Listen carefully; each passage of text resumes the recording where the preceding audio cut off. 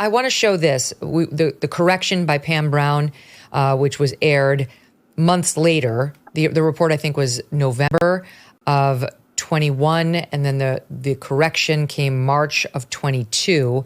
And then that corporate representative, the CNN senior VP, I think, at trial, saying everybody on the editorial team disagreed with the correction. Watch these back to back, 28 and 29.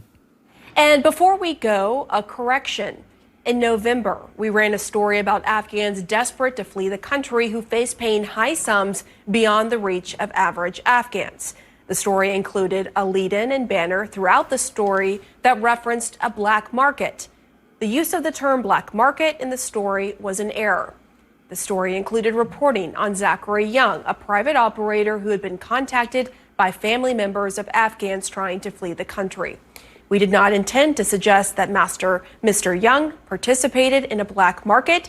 We regret the error, and to Mr. Young, we apologize. Do you recall the Pam Brown apology?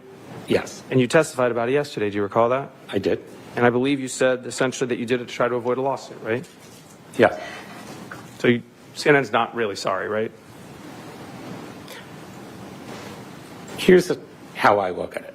And I think CNN made a decision based on what Mr. Young and you had brought forward that it would make sense to do this correction. Editorially, I think you've heard that people don't think that what they did misrepresented anything editorially, and they don't agree with our legal department. Because the legal department was saying you've gotten it wrong, and also the standards department, Vel, looked at the report before it hit air and said, I think they're the ones who said Swiss cheese. I'm just looking at my notes here. Internal communications at CNN saying, okay, it had approval from Triad, which is senior editors of CNN who story vet, and their editorial team known as the Row, standards editors and lawyers, and that the internal communication showed that there was CNN employee Allison Hoffman saying this story was, quote, pretty flawed, and we should consider foregoing the right, meaning on CNN.com, and just having the video programmed. CNN employee Tom Lumley texting, quote, my fundamental question is not answered, but on TV it's less of a problem. Dramatic silhouetted interviews, and it zipped along, so less glaring. An exchange between this guy Tom Lumley and CNN employee Megan Trimble. Lumley, it's an incomplete story in my opinion. Trimble, it is. I can see why it could make a quick hit video. Lumley, it needs more reporting. We don't really know what's going on. Trimble, but it's not fleshed out for digital. Again, here again for the audience, them making a distinction between what they'd show their audience on air and what they'd put on CNN.com. Lumley explained that, quote, the TV package was watchable because it had interviews with people scared for their families, but the story's full of holes like Swiss cheese. Trimble agreed that, quote, the story is 80% emotion, 20% obscured fact, LOL. Lumley tells senior editor Fuzz Hogan, TV piece was a good watch, but for digital, I have too many outstanding questions. Wow. So, Vel, it looks like notwithstanding this strong opinion amongst the standards people, like this is not ready for air, CNN aired it. And if I were to get these CNNers in front of me today, they'd be saying, Megyn, we didn't make a mistake. Other than the chyron that said black market and suggesting that Zach was part of that, we didn't do anything wrong.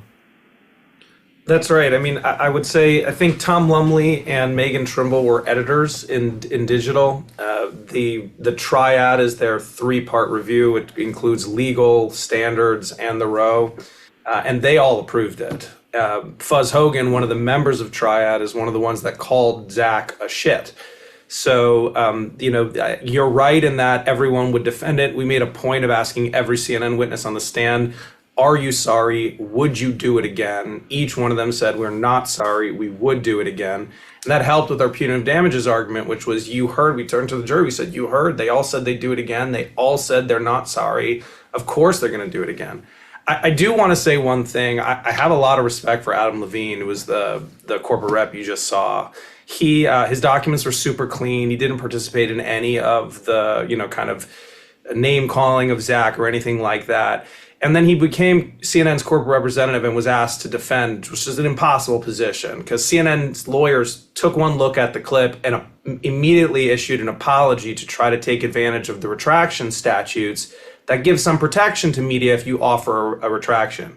But then CNN decided, its legal team decided it wanted to defend the piece and claim it wasn't an error, it was tough but fair. Well, if it was tough but fair, why did you apologize? And so he was asked to defend this absolutely impossible position, which was, on the one hand, CNN issued an apology, but on the other hand, they're not sorry. But, you know, I thought he was honest. I thought he was forthcoming, and you know, it's a tough position to be in. But you know, some of the others. What did you think of Alex Marquardt and his testimony, the reporter who caused all the trouble? You know, in my opinion, he was not forthright. He speaks very well. You know, he's a star. He's a TV star, so he speaks very well. You're using that term very, very generously, Val. But go ahead. He's CNN's chief national security reporter. So, I thought he speaks well, but I thought under cross-examination he kind of folded, and he had an inability to kind of own his own words. So you showed that theater clip, Megyn, where he, you know, declares his own reporting theater.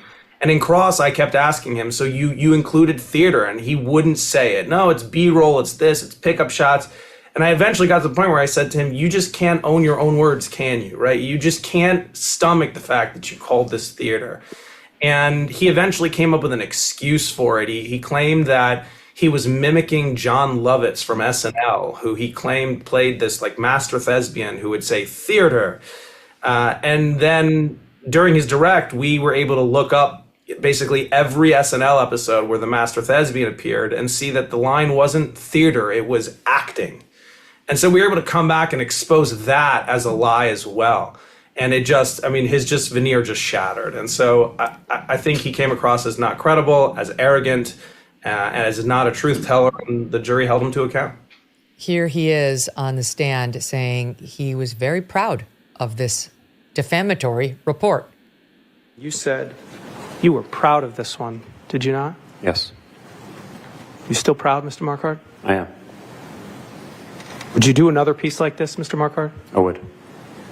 Would you like to apologize to Mr. Young, Mr. Marquardt? I don't feel I need to. Because he deserved to be nailed? No, because the story that we did Sir, because was... he deserved to be nailed? No, sir. Because he was a mother effer? No, sir. Because he was an S-bag? Is there a question? Yes, sir. What is it? You don't want to apologize to him because you thought he was a SHIT bag, correct? I don't feel the need to apologize to him. I didn't say that to him. Correct or not? Correct. Because he is an a-hole? I don't feel the need to apologize. Because he has a punchable face? I don't feel the need to apologize. Because he's a parasite that needs to be exterminated, sir? None of these things were said to Mr. Young. Your Honor, we have no further questions. Oh my God, this is such a disaster. I'm sorry, but like having tried cases, even if this is a tactic, even if the tactic is we did nothing wrong, so I have nothing to apologize for. Yes, there was some shit talk behind the scenes, but I didn't say it to Mr. Young's face. You go in there hat in hand, and say, this was dumbass behind the scenes talk. You know, we actually at the time believed he was a bad guy. That's why we were talking like that. Now I realize we had it wrong. That's why we issued the correction. And I'm very sorry. That's really the only correct posture there. And then you could maybe say, but technically the only thing that was wrong was black market, whatever their defense wound up being. And this was totally approached the wrong way and a testament to his arrogance. And frankly, the arrogance of CNN, because any smart boss would have said, Alex, you're about to cost us millions of dollars, potentially $100 million if they had gotten a punitive. For the love of Christ, try to look sorry. Increased tariffs on our trade partners, tax cuts, and regulation changes. There's a reason why gold is a diversification tactic now more than ever. Birch Gold is releasing their ultimate guide for gold in the Trump era with a foreword by Donald Trump Jr. To get your free copy, along with Birch Gold's free information kit on gold, text MK to the number 989898. Here are the facts. The national debt continues to increase. Our interest payments on the national debt continue to increase. So gold is an important option, and it can be your hedge against a weakened dollar. Birch Gold can convert an existing IRA or 401k into a tax-sheltered IRA in gold. Text MK to 989898 for your free copy of the ultimate guide for gold in the Trump era. There's no obligation, just information. With an A+ rating from the Better Business Bureau, countless 5-star reviews, and thousands of happy customers, find out more about Birch Gold. There is a reason so many people love these guys and take all or just a small part of their existing IRAs and move them over into gold with Birch. Text MK to the number 989898 today. Thanks so much for watching. If you like what you just saw, hit the subscribe button for more clips and full episodes.